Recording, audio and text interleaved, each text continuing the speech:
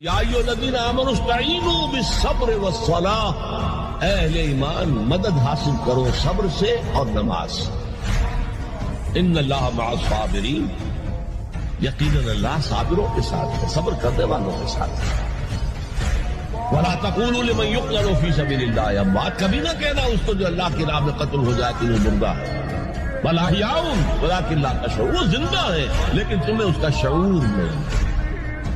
وَلَنَبْلُوَنَّكُمْ، اور ہم تمہیں لازماً آزمائیں گے، بِشَيْءٍ مِّنَ الْخَوْفِ وَالْجُوعِ وَنَقْصٍ مِّنَ الْأَمْوَالِ وَالْأَنفُسِ وَالثَّمَرَاتِ، خوف سے آزمائیں گے، بھوک سے آزمائیں گے، فاقے آئیں گے۔